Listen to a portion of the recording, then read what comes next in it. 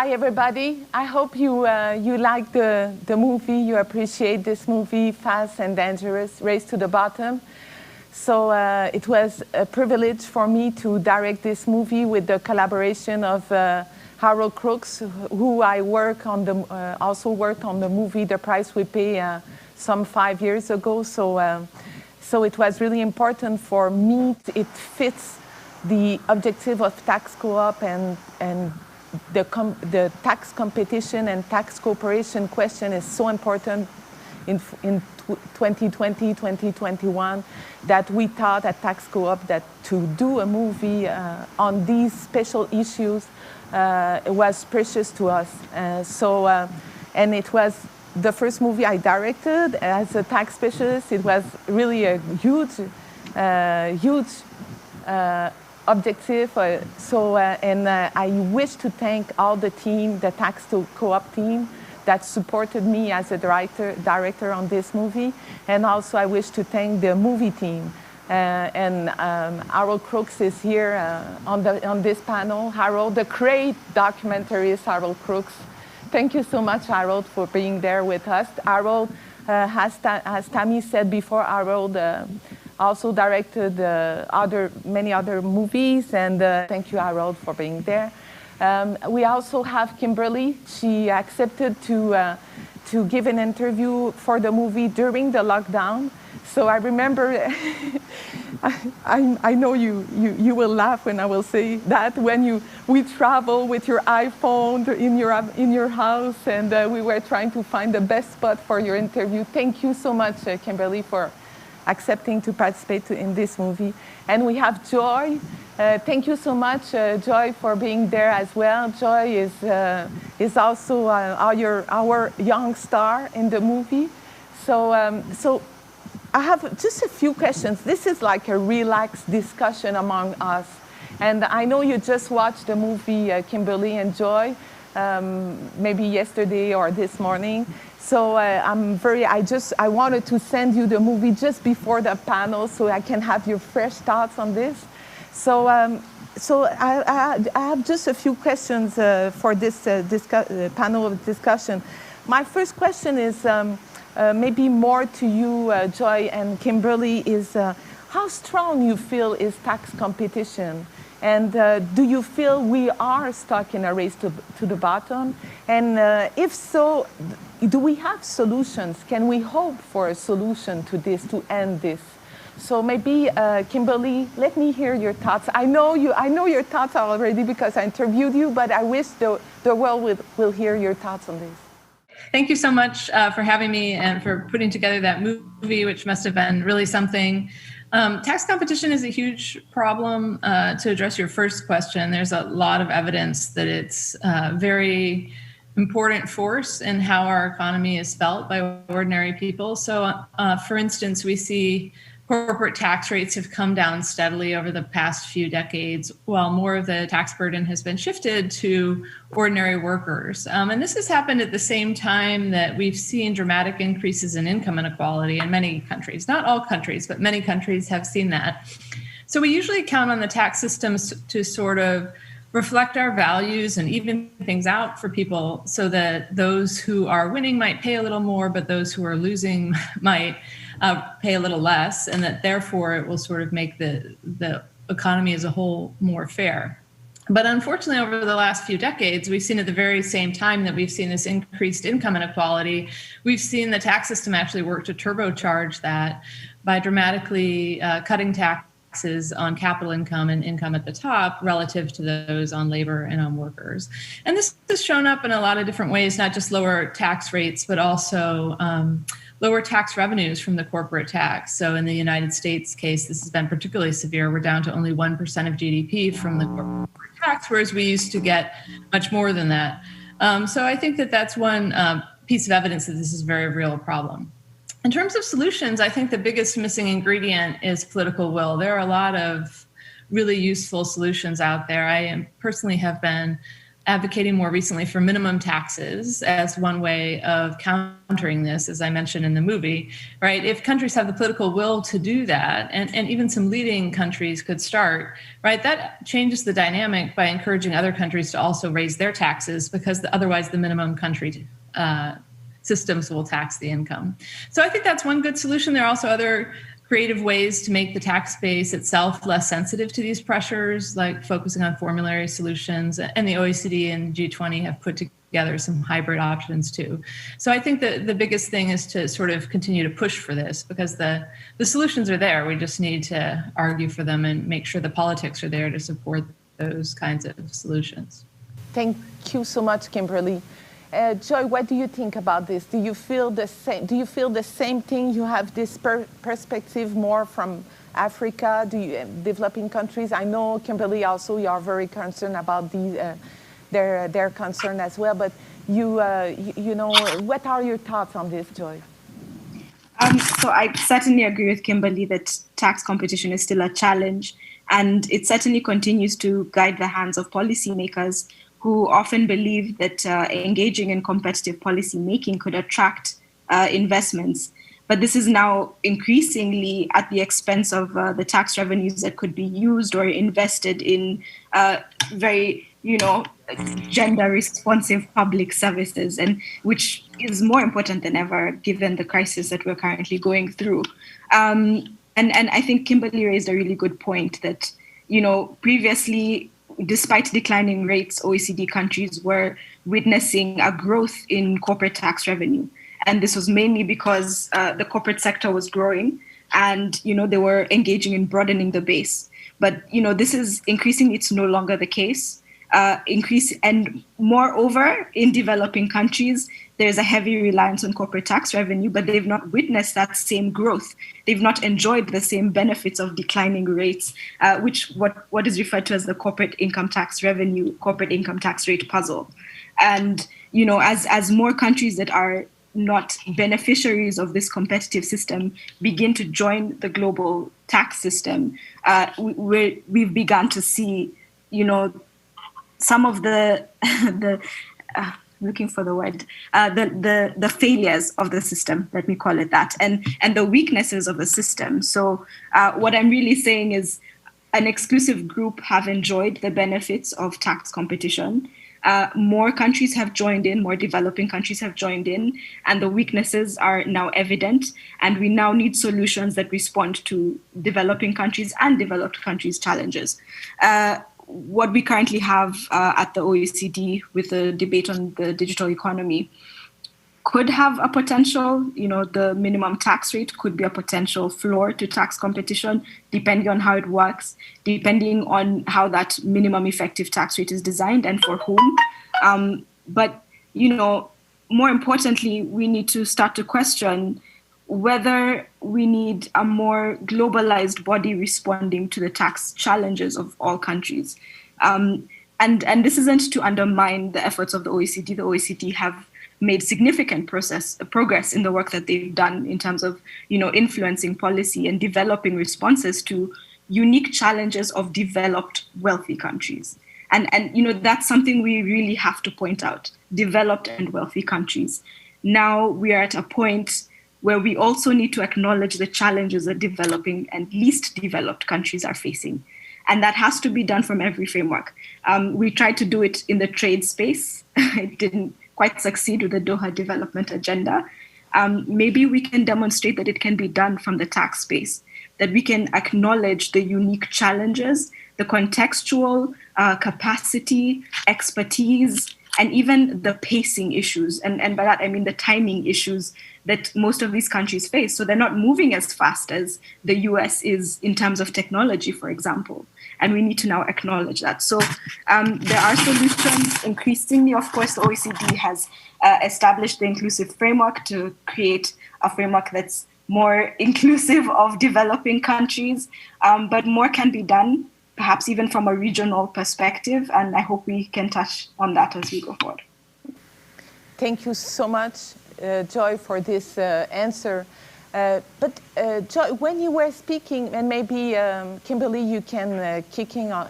kick kick in on that question.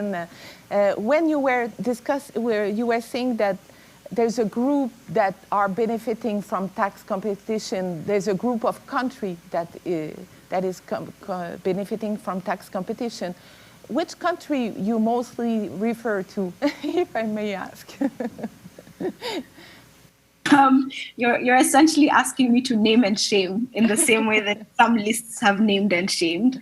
I mean, naturally we're talking about the OECD countries. Their policies and their systems were already well established enough to absorb the policies that the OECD has developed. And again, I've said this in the previous sessions, you have to understand that the OECD and the EU are kind of mutually reinforcing systems, right? And that their policy frameworks will match each other because they're responding to similar countries' needs and the same countries' needs, really. So when we look at, for example, London and compare it to the type of development in a country like Bermuda, not quite the same.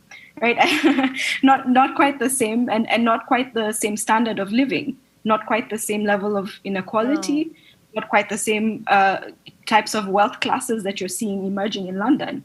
Or, for instance, you have a lot of wealthy people from developing nations storing their money away in Geneva or London or New York, and the countries that they're coming from are not quite the same, developmentally speaking. So I'm trying not to be harsh about what I'm saying, but the point I'm trying to make is there are certainly different levels of development, but there are also certain different levels of responsibility, and we need to recognize that. You wish to add something to this, Kimberly? Yes, I think that she raises such excellent points that I want to first second a lot of that. One of the things that a lot of people don't fully realize about this tax competition struggle is that the number of beneficiaries is actually really, really very small, right? So if you look at the US data, for instance, where the US multinationals park their profits, it tends to be really just 9 haven countries that are getting most of the tax revenue from all of this activity, right? The activity is spread throughout the world in kind of the way that you think the activity should be spread, concentrated on countries with big markets. And, and it's not sort of surprising where the activity is, but the profits really end up in just a few haven countries. And those haven countries aren't poor. They're not the developing countries that Joy was talking about. They tend to be countries that are doing quite well. Like if you sort of look at the main data, Singapore is the Asian country that attracts a lot of profits. 4 of these big havens are independent European countries: Luxembourg, Netherlands, Switzerland, and Ireland. And then several of them are related to the UK, Jersey, Bermuda, and the Caymans. And so if we sort of look at that group is characterized by higher than average incomes and by much higher than average revenues, even though they have little tiny tax rates. So the big losers here, I think, are certainly the developing countries, because the developing countries have more reliance on corporate tax revenues because their tax systems themselves are less sophisticated, and so they can't tax, all the different types of flows that you might be able to do through a normal income tax system are harder to administer when you have more larger informal economies, for instance.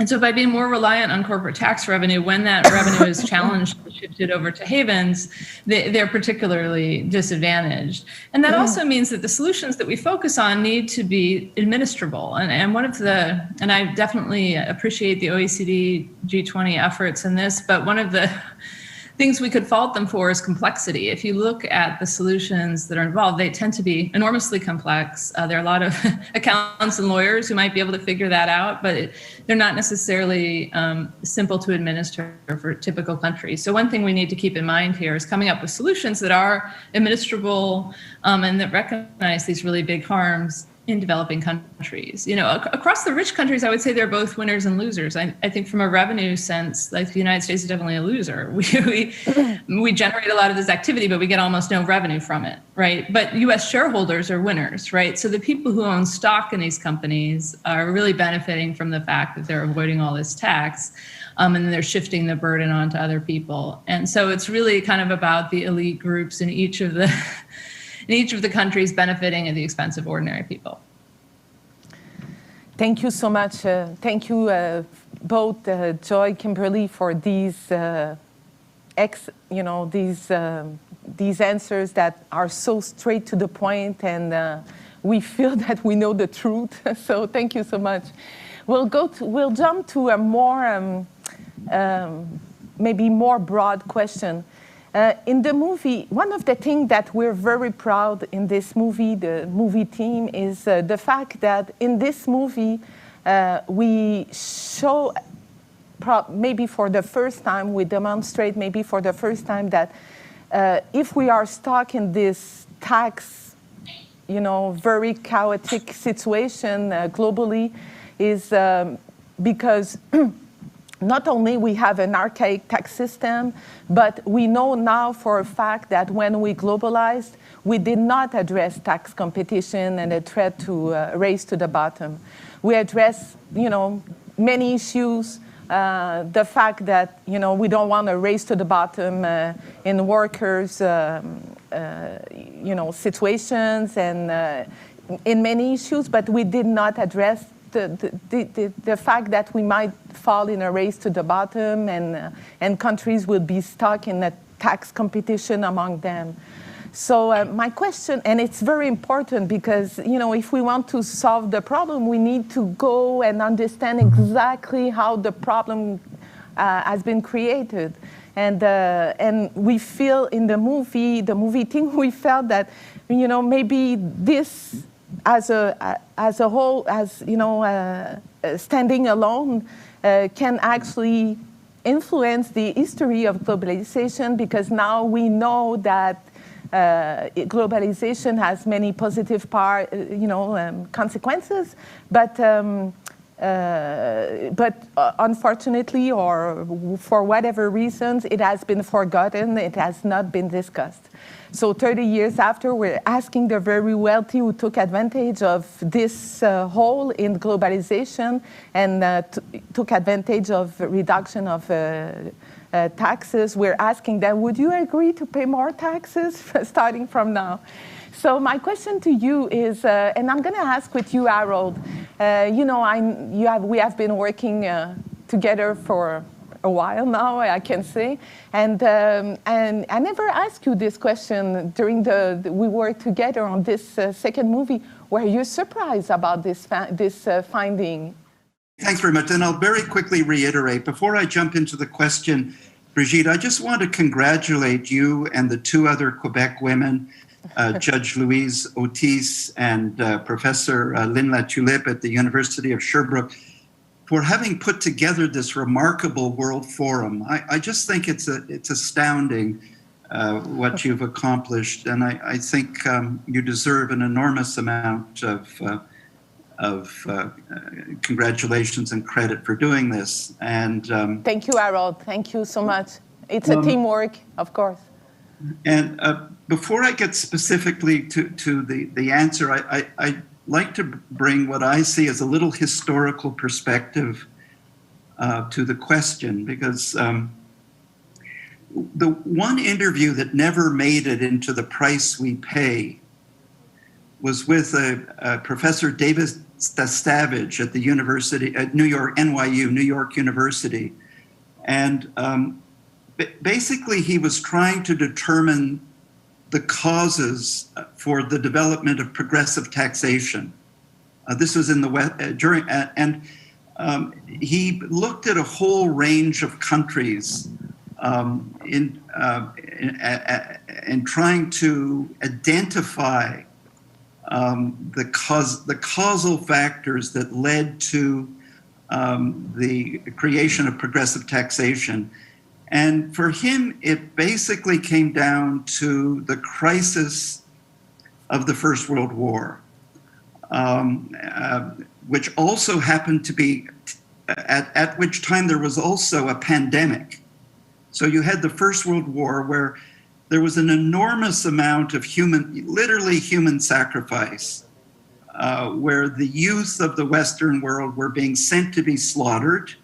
Plus you had the pandemic, and conservative, and this was the interesting thing, conservative political leaders in the UK, in France, in Australia, in Canada, and then under Woodrow Wilson, who was a conservative Democrat in the United States, all began introducing inheritance tax, income taxes, so that, if, for instance, in the case of the United States, marginal tax rates on the wealthy went from 7% to 77% at the end of the First World War. Now, though that progressivity did not disappear, it stayed in place until the Reagan-Thatcher era. And the important point there is that, for me, was that the fruits of social progress for the Western world were laid on the foundation of progressive taxation.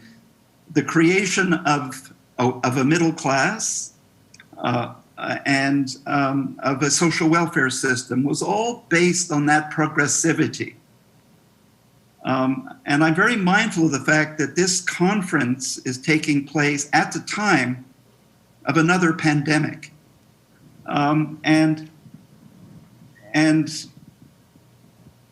hopeful that out of this crisis, we might see, as Kimberly was saying, and as Bruno Le Maire says in the film, there's a whole array of technical solutions that are available. It's become a matter of political will, something that Bruno Le Maire stresses very eloquently in the film. So the question is whether this pandemic will be a political opportunity to address these issues. In terms of the race, I mean, I won't go on because Joy and Kimberly have real kind of expertise, technical expertise, on how this could come about. But I think one should be mindful of the fact that progressive taxation in the Western world was introduced during a global crisis that included a pandemic, and here we are again. And a very, very quick answer to the thing about the lack of mindfulness of the tax issue at the birth of globalization. And I think it's no accident. I think that in this, after the Second World War, you had the Bretton Woods system put into place. You had capital controls, and then when they were eliminated, globalization, as Pascal Saint-Amand says in the film, if we tried to address the issues of taxation at the time that the rules were being written for how globalization would work, we wouldn't have had globalization. So that was then, and this is now. And as the short film that you directed has made clear, and as Pascal Saint-Amand says, there is no plan B, there is a plan C if we don't work this out, and plan C is chaos. Thank you very much, Harold Crooks. Thank you so much, my friend.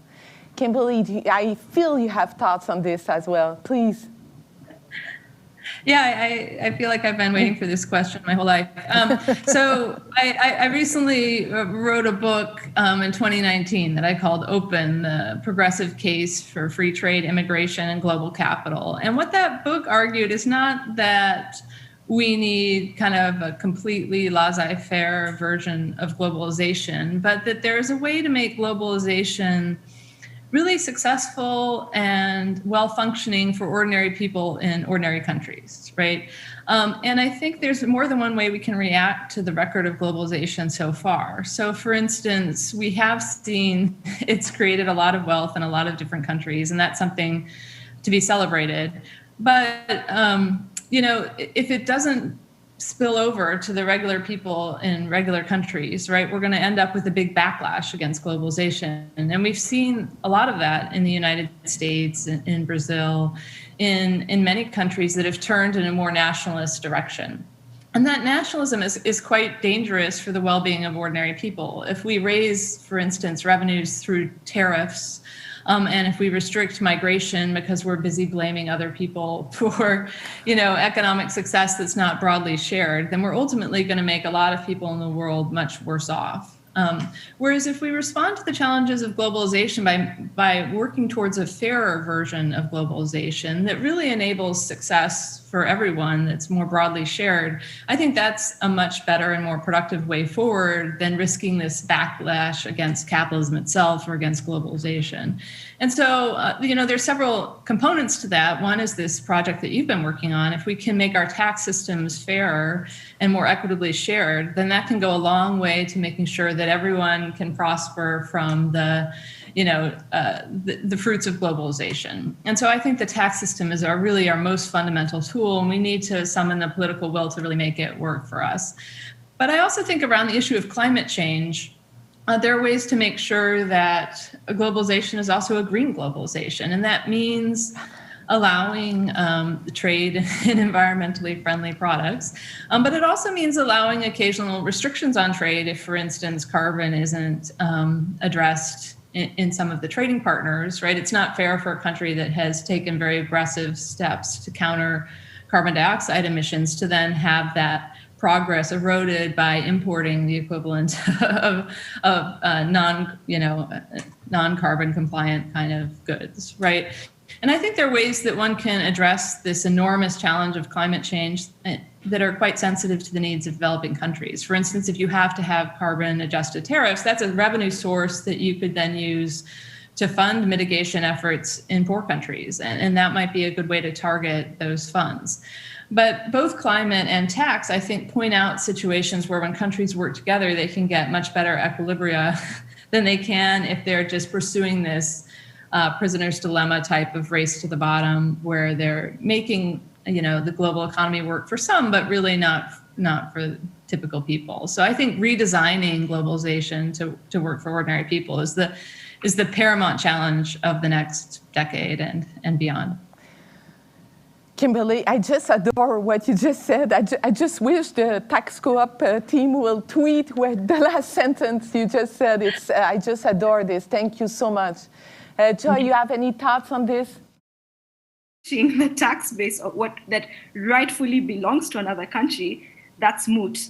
And that's moot based on who is determining what is harmful. And so really I'm asking, harmful for who? And, of course, then going to debate about it was the OECD countries making this determination. And of course, they were protecting their bases. And naturally, you would want to protect your own base because you still want to be able to finance internal development and public services, of course. But, one question I want to raise, and I hope Kimberly might have something to say about this, as we go forward, and since we opted not to address the issue of tax competition, especially from a trade perspective, the implications of certain tax decisions on trade obligations in particular, there's an increasing likelihood that we're now probably witnessing with more cases coming up, and the likelihood of the US placing trade sanctions on countries that are introducing unilateral measures.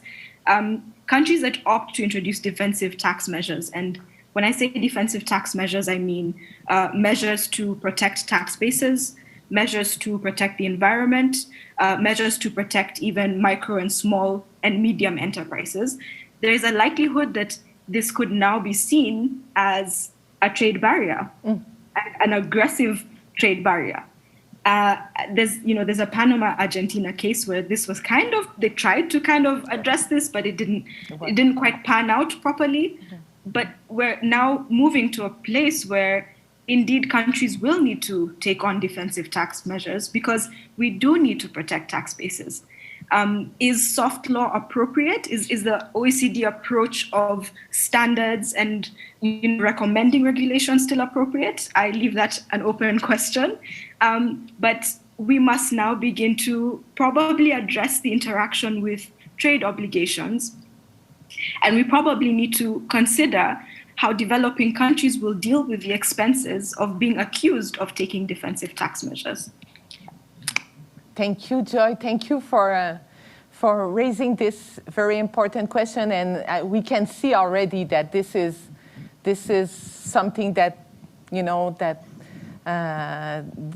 this is happening almost already. So do you have any thoughts on this, Kimberly? Do you have any thoughts on, yes? Thank you. Yes, absolutely. Yeah, I mean, I think this is an excellent point, and the trade angle here is very important. So when countries put tariffs on, one thing that a lot of people have failed to realize is that those tariffs are ultimately paid by the poor in a lot of different ways, right? They're a consumption tax. The poor disproportionately consume their income, but they also disproportionately consume imported goods, and they disproportionately consume tariffed goods. So by moving towards trade remedies that involve tariffs, you're actually shifting even more of the tax burden onto the poor. And that's just focusing on the country levying the tariff. The country who is also unable to export because the tariff has now made them less advantaged relative to domestic goods or other countries, they're also hurt. And when we look at the system of tariffs in place today, we see that in many instances, tariffs are more burdensome for poorer countries than they are for rich countries as exporters too, because their products are more frequently targeted for tariffs. So I think it's very important to avoid the chaotic outcome where countries then say, okay, we disapprove of the way you handled tax competition, so we're going to levy a bunch of tariffs in response. I think that's bad for everybody. It's bad for the poor, it's bad for the exporting countries, and it's bad for business. And one way that we might think about building a political coalition that recognizes the chaos would be bad for everyone is to sort of say to the business community, listen, we're not really asking for the moon here. We are suggesting that you pay a reasonable amount of tax, a tax rate that might be similar to what the secretaries and janitors in your office buildings are paying, right? I mean, there are frequently people paying 20 or 30% who aren't that well off, right? So we ask a similar amount from the business community. And in exchange, we say, okay, we're going to avoid this chaos. We're going to give you a simple, easy to administer tax system that it certainly will involve a positive rate of tax for you. But we're also going to make sure that we have open access to markets and that we're not constantly engaging in these trade wars and disputes that create a lot of uncertainty and a lot of economic damage to everyone involved, right? So I think there's room for a bargain here where we pursue policies that are open and that lead to open world economies, but we also address these very real externality problems when countries' actions affect each other. So addressing tax competition, addressing climate change, but also pairing those issues with free and open access to trade, I think is a really important thing for the world's poor in all the countries. Thank you very much for the answers you all gave to this second question, and thank you for make it more broader and include climate change and trade war into the reason, the answers. It's so important. My last question to you, Harold, Kimberly, and Joy. So we have this huge international tax reform. This reform is more addressing is exclusively addressing corporate taxes. And in the movie, I asked the question, and I wanted to make sure, I insisted when I was asking the question to the person interviewed, do we have a race to the bottom in terms of personal income taxes? And, and if we all agree that we might have this problem also, but at the personal income tax level, then maybe we should start addressing in the international tax reform also the question of personal income tax and making sure that not only multinationals are paying their fair share, but also billionaires are paying their fair share. So what are your thoughts on this? Do you agree that maybe, yes, this international tax reform or the globalization should be green, but also maybe we should start discussing about do we have a fair tax system addressing personal income taxes? So this is my question. Would you like Joy, Harold, Kimberly, who's risking, answering this question at first? Am I audible? Yes, you are, my dear. I just, in thinking about this panel today, my eye caught news of a report that's just come out 2 weeks ago from RAND, the think tank in DC, and the RAND. Is it the RAND Foundation? What's the full name of it? RAND Institute, I believe. RAND, whatever, but we know what we're talking about. And it's not exactly what you would call a leftist organization. It's a very mainstream think tank. And they've just come out with a report that of all taxes had been pre-Reagan Thatcher, had been kept in place in the United States, they put a dollar figure on the consequences of that in terms of the shift in wealth in the United States. And the dollar figure, and I'm just reading this, there was this, but for the introduction of Reagan-era, so-called tax reform, the dollar figure was $50 trillion of wealth that is being handed effectively to the maybe top 3% of the country, and that this is the biggest transfer of wealth in history. Well, I'm glad that in the film, Kimberly's very subtle and diplomatic comment about the Laffer curve, where she says there's no historical evidence for the claim that this is an optimal way of arranging the taxation of income and wealth. So that's a rather astounding number to think about. And as I said, it comes from the RAND Institute in DC. So obviously, something, this has to be addressed post-pandemic, because one of the things that I think most experts agree is that the pandemic will accelerate trends that were already in place before the pandemic. And one of those trends is the increased digitalization of the economy, which means that the gig economy is only going to grow.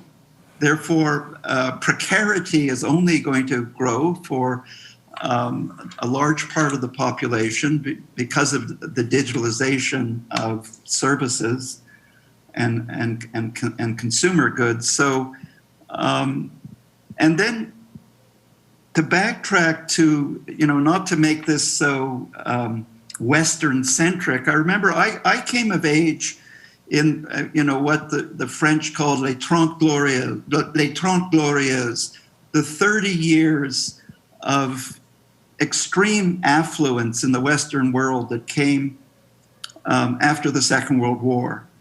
I'm that generation that enjoyed that extreme privilege of the Western world, and I was always mindful of this, and that was the time in which this whole notion and institutionalization of development aid came into being.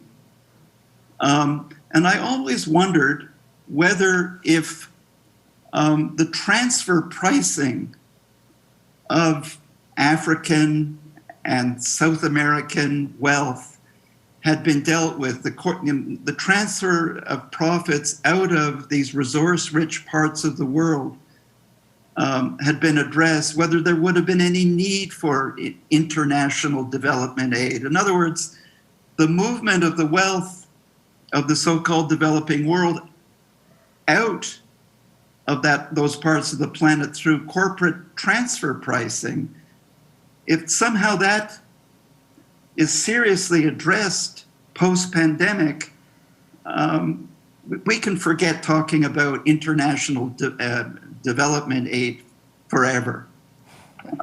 So, I mean, that's as much as I have to say on the subject. I wonder what Joy's reaction to that is. So I think on the question of attracting high net worth individuals, so this, you're asking whether competition has expanded beyond corporate taxes, and indeed it has, and indeed we will continue to see that. Focusing particularly on high net worth individuals, I wanted to say that the nature of the policies that have been introduced to attract high net worth individuals has changed over time. So prior to the tax and financial transparency initiatives, that was in the form of offering secrecy or offering, the ability to have bearer shares, for example, or, using nominee holders. A lot of already some of the factors that have been dealt with by exchange of information, beneficial ownership requirements. So as the transparency has broken down some of these barriers, the types of policies being introduced have changed. And WIs will continue to be important. They hold significant capital. And I think from a developing country's perspective, I really need to emphasize why this is especially important, because we have to talk about the factor of corruption. We have to talk about the fact that a significant number of our high net worth individuals are politically exposed persons, and the way in which their wealth has been accumulated is often subject to question. Now, whether subjecting that to question is successful is often dependent not just on the domestic tools that are available to address corruption and money laundering, so the regulation, the ability of the tax administration, the financial reporting centers, the judiciary, to all the way from detect to investigate to prosecute, whether that's sufficient. But the big question is also about the willingness of the countries often used to store away this income or this money or this wealth, whatever asset we're looking at, whether they're willing to cooperate in supporting the recovery of those assets. And really, you're talking about the recovery of public assets. So, now we're seeing things like sovereign wealth funds and countries saying that we will only allow for these assets to be recovered if we tell you how to spend them and you report to us on how to spend them. But this is public income. This was income collected from, micro and small and medium enterprises that have bled to pay the taxes, and now we're being directed on how to use this. But the point of what I'm saying is, when we are talking about, competition for high net worth individuals, we must talk about the legal elements of attracting using golden passport schemes and how that fits into the illicit, and how that encourages the illicit behavior, and how that is resulting in a lot of income flowing out of, in particular, Africa. And this is why the topic of illicit financial flows continues to be reiterated every single year, because we are just not there yet. We're not there yet. We need the political will. We need the administrative capacity, expertise, the financing to support it. We also need the developed countries that have been facilitators in this process to begin to cooperate in supporting the recovery of assets. I'll just close off by saying one more thing. As I began by saying, tax competition will continue. It's not just about corporate taxes, of course. We will see it in personal income tax. We might even see it in value-added tax incentives, in capital allowances. It will only continue to expand in the types of policies that will be utilized. But I think that there's a front where we should be competing. It's tax certainty and tax simplicity. And it's time to focus. The direction needs to focus on certainty and simplicity. How certain it is, not just for the multinationals, but for the domestic taxpayer. How easy is it to navigate? How easy is it for me to comply? That is a really important factor for any multinational seeking to invest and grow in your country. So I will close with that. Thank you. Thank you so much, Joy. Joy is among our 35 tax leaders of the future, so we can see that she's a tax leader of now. So thank you, Joy, so much. Kimberly, what are your thoughts on that, please? Yeah, I'm happy that I went after Joy so that I could just second a lot of what she said. I thought that was tremendously clear and helpful. In developing countries, the problems of corruption and illicit financial flows are huge, and that certainly needs to be dealt with. I think one thing to keep in mind with that is all of these problems are easier to solve with more transparency and knowledge. And so continuing to work on wealth ownership transparency and having global databases that are easily shared on the ultimate beneficial owner of all accounts and assets makes everybody's job easier, right? And the more uniform and simple that can be, the better. I also really appreciated her call for more certainty and simplicity in tax payments in general. And I think there's a lot that we can learn from the international experience on individual taxation. In Scandinavian countries, as one example, they make taxes really easy to pay by collecting a lot of the information for the taxpayer, by having multiple reporting sources that are easily compared. And so compliance and enforcement are far easier under those types of tax regimes than they are, for example, in the United States, where we have a very disaggregated information gathering and very costly and complex tax compliance. So I think those are areas where I think we should be, if not competing per se, but learning from each other and how to make the best possible income tax systems. I think for some of this wealth that the Rand Corporation, which I think, by the way, is based near Los Angeles, but probably has some DC operations too. But I think some of this wealth that they point to that's really astounding numbers, of course, often originates in some of the richer countries of the world, where you've got these disproportionate numbers of billionaires here and there. And I do think there's an awful lot that countries can do unilaterally to make sure that high-income people are paying taxes on not just their labor income, but also their capital income. And if people want to move, then you can have exit taxes. The United States has a capital exit tax that's been pretty effective in preventing U.S. citizens from escaping taxation by simply leaving the country. You have to pay this sort of capital gains owed before you go. And we could imagine similar exit taxes could work in other countries too, particularly if we have adequate wealth transparency and databases there. So I think there is a fair amount that can be done unilaterally, but we can also learn from each other to make sure that people aren't moving to escape taxes.